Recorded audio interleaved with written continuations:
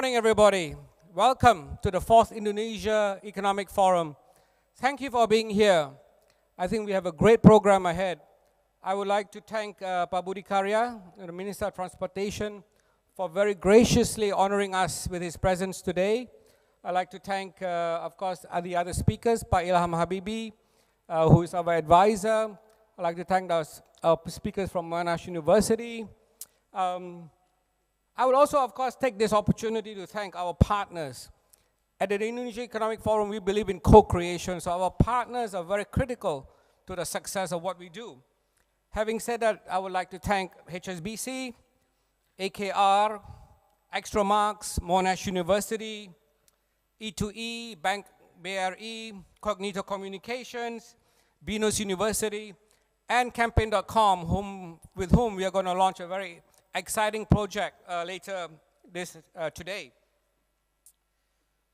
What will Indonesia be like in 2045? In 28 years from now, Indonesia will celebrate its 100th anniversary, 100 years of independence. But what kind of country will we have?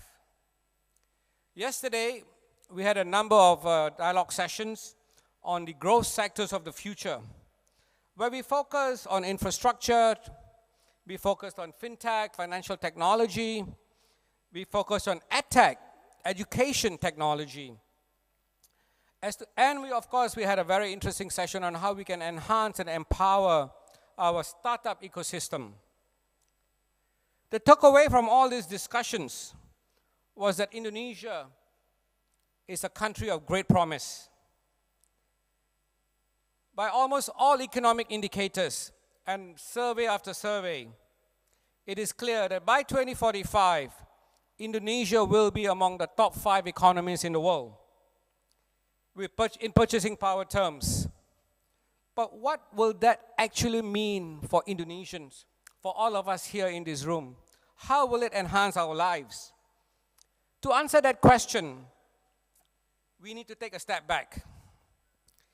Over the past 2 decades, since the 1998 financial and political crisis, Indonesia has emerged as a stable democracy. Its economy has been on a sustained growth path. The country, and this is very critical, the country has pulled 100 million of its citizens from dire poverty. That is an incredible achievement, which I think often goes unnoticed as we drive economic growth. Indeed, the fast-growing middle class, which today is estimated at 50 million and estimated to grow to 130 million by the time we celebrate our 100th anniversary, is one of Indonesia's most praiseworthy achievements over the past 15 years. The country, however, stands at an inflection point. Economic growth and success has come at a price. And I think every day, all of us here in Jakarta understand that price. Traffic congestion, rising pollution, urban crawl, infrastructure bottlenecks. These are the challenges that face us today. Our population is wealthier by no means, but is it healthier? As our population continues to grow, will we have the means to ensure that they have healthy lives? And will we be able to feed our people? So the question for us in this room, and of course beyond, is can Indonesia overcome these challenges?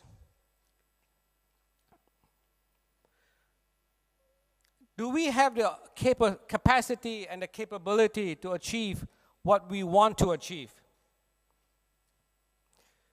The answers depend on the policies and the actions that we take in the next 3 decades. Mathematically, as it was pointed out yesterday, we have the fiscal space, we have what it takes to build health infrastructure, which according to Pak Gita Wiryawan yesterday is going to be close to $1.3 trillion. We have the means to upgrade our education infrastructure and to enable 50 million Indonesians to achieve tertiary education. Today's fast-paced technology changes means that we cannot afford to lag behind other nations because this is not a zero-sum game. The data revolution means that technology is moving at an unprecedented pace. Our past economic growth models will not work for us in the future.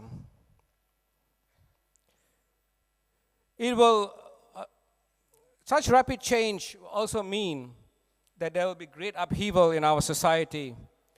If we allow this to happen, the gap between the wealthy and the poor will widen, leading to social and possibly political unrest.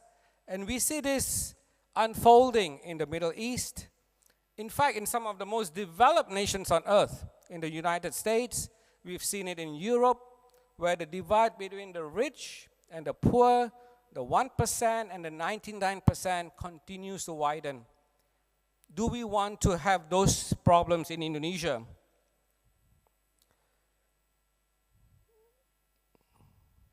That is why this year, at the Indonesia Economic Forum, we are promoting co-creation.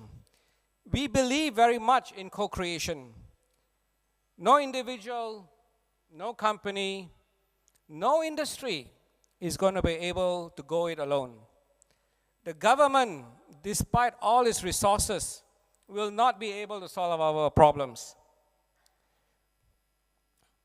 We need to work together. Business, government, civil society, to co-create the future.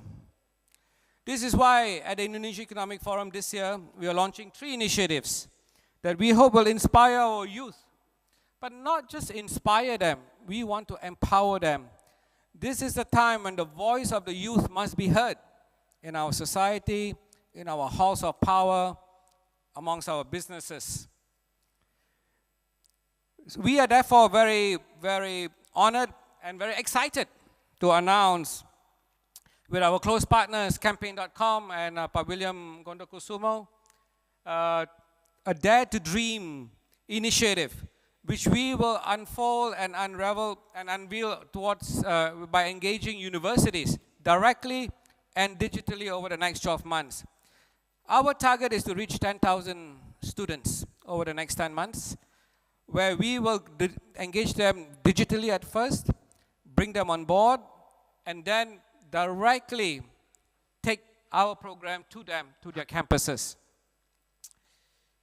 We are also very proud to announce this later this afternoon, a Future Leaders Under 40 campaign with Sari Kusumaningrum and the Peak Indonesia, where we want to engage young Indonesians today who are already in positions of influence, but who in the next 10, 15 years will be in positions of authority and in positions to make decisions for this nation. We will also launch with Mr. Nalin Singh a program on Get Funded Now. Everybody understands that we need to promote startups. Indonesia, in fact is number 3 on the startups. The number of startups we have had, about 1,500 globally. Now that is quite an achievement. But the question is, how many of these startups actually succeed?